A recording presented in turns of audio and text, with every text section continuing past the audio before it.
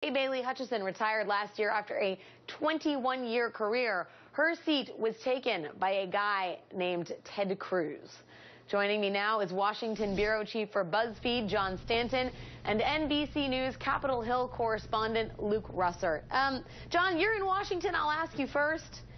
How much of a big deal is this? I read about these departures and got measurably more depressed about a place that seems pretty depressing at present.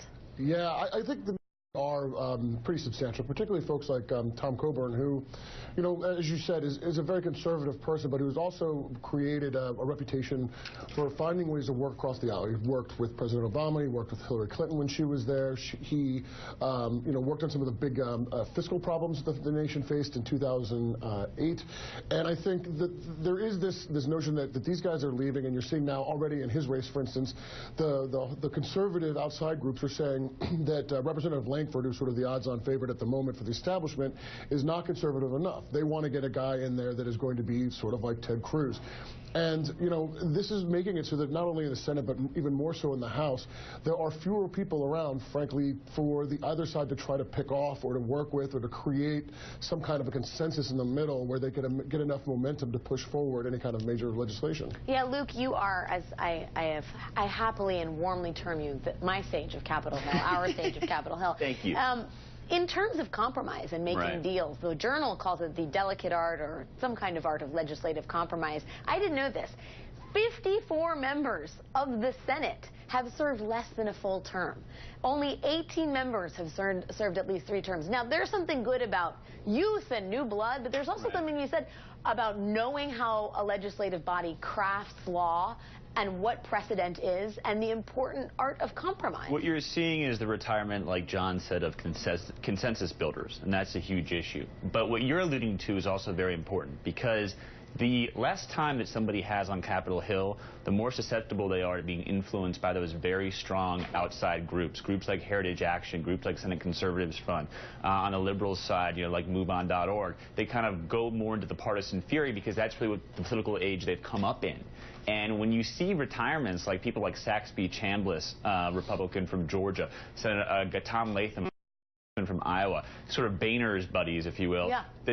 John Boehner, sort of part of the Republican Party, is now retiring. The Democratic workhorses like George Miller, who worked with John Boehner on No Child Left Behind, they're getting out of there. And who fills the vacuum? It's the people propped up by the outside groups, and that makes everything we talk about in the show that much more worse moving forward. But, you know, I want to follow up with you on that, Luke, because you're sort of our resident Boehner whisperer. You actually ask the man questions in press conferences, and he answers them. The sage of Capitol Hill and the Boehner whisperer. These are 2 titles that I would willingly take. Great. You're done.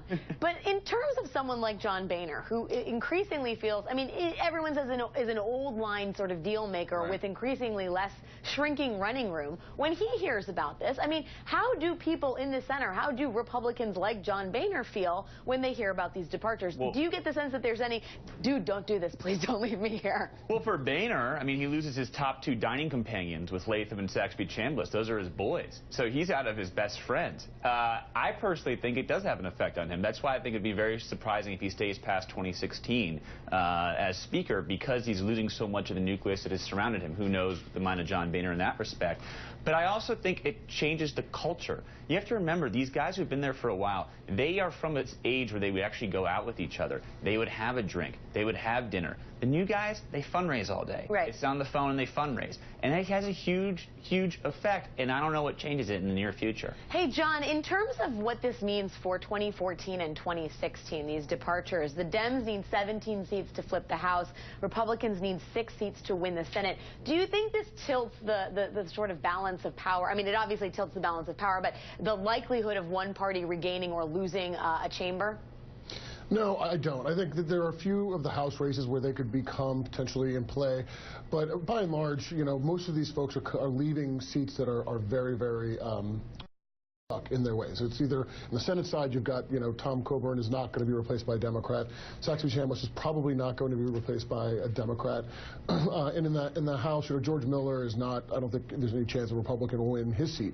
And I think it's going to stay sort of the same. But it does change, I think, for Boehner. He's looking at this.